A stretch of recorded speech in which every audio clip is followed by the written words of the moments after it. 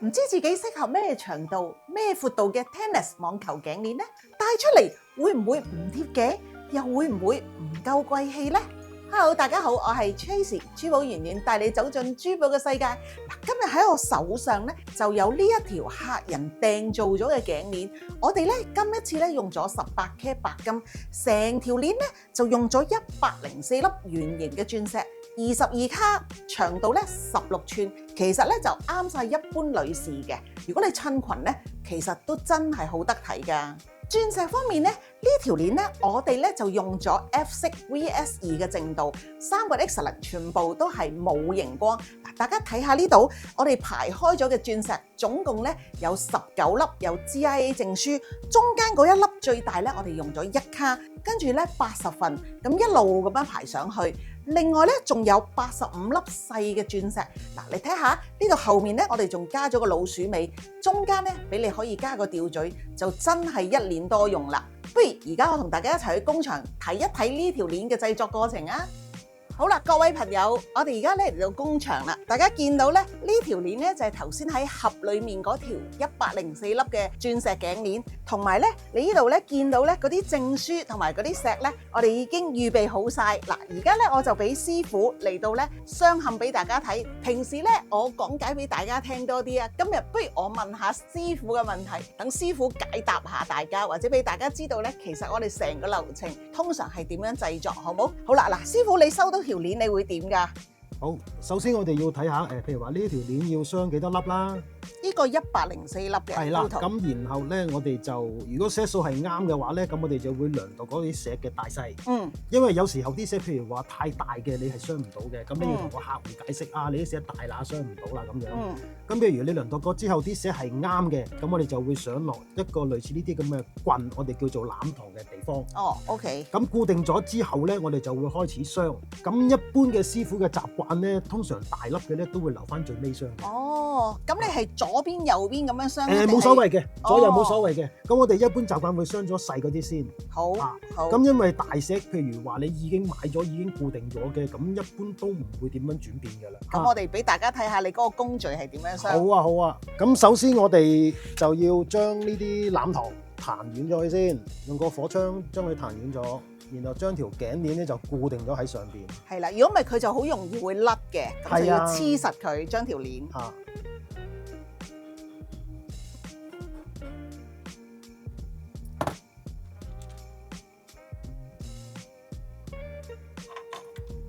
咁喺啲攬堂凍之前咧，我哋就要擺咗上去先。咁好啦，你擺好咗個位置，適合自己鑲嵌嘅時候咧，咁我哋再用火將佢真正咁樣固定喺上邊。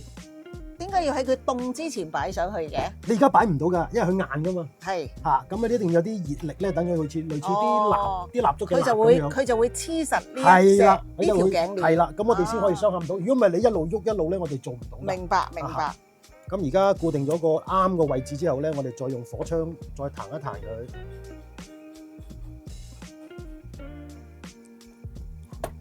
好啦，而家大致上咧，佢已經黐咗喺度。咁咧，因為條鏈咧，我哋一定要攞平佢㗎。如果唔係咧，佢鑲出嚟就唔靚。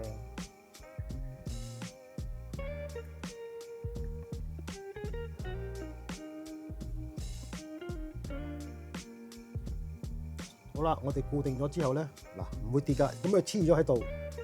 咁等佢凍咗之後咧，我哋就可以開始去鑲嵌嗰啲鑽石啦。哇，非常之好嚇！嗱，大家見到咧，呢啲咧而家呢度好熱嘅，其實咁佢就越嚟越硬嘅。咁師傅咧先至可以咧將啲石咧逐粒逐粒咁鑲落去，而且咧鑲呢一條嘅鑽石頸鏈咧，差唔多咧，如果師傅咧要鑲成日先至可以鑲好。咁我哋而家咧一粒一粒咁睇下師傅點樣鑲嵌，好嘛？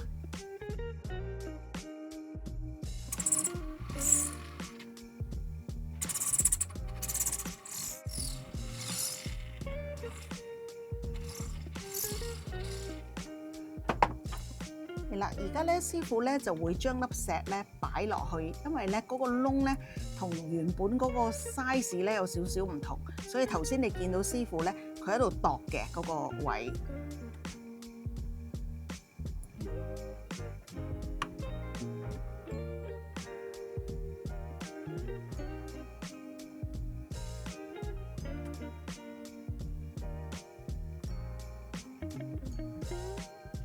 我想同大家補充一下咧，師傅咧佢台上面咧前面咧呢一個鏡咧就係一個咧放大鏡，就係我哋攞嚟鑲微商嘅時候咧會用嘅。咁咧喺歐洲或者其他好多國家咧，其實佢哋咧有啲咧仲仍然係就咁用肉眼去鑲，唔會好似我哋香港或者中國嘅廠咧係用呢啲嘅放大鏡嚟到鑲嵌嘅。所以咧微商咧鑲出嚟啲爪咧會幼細啲，同埋咧靚啲，而睇得咧亦都清楚啲。不如我哋近距離睇下師傅點樣鑲嵌啊！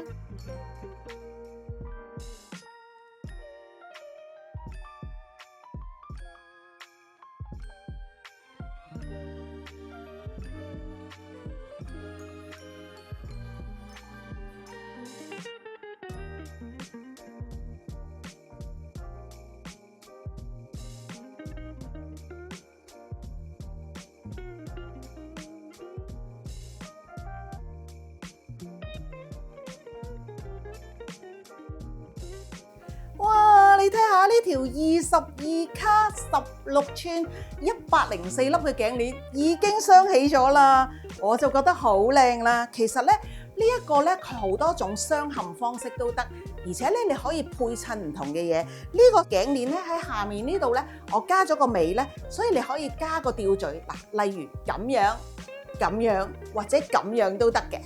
所以咧，你可以咧配襯唔同嘅衫，無論你係結婚嘅時候戴，或者你襯晚裝，甚至係咧媽媽戴都非常之好睇。所以呢條頸鏈咧係值得你喺屋企一代一代咁樣相傳落去。所以如果你都想擁有一條屬於自己嘅 Tennis 頸鏈，歡迎你喺留言區話俾我聽。記得 Like、Subscribe 同埋 Share。我哋下一條片再見啦，拜拜。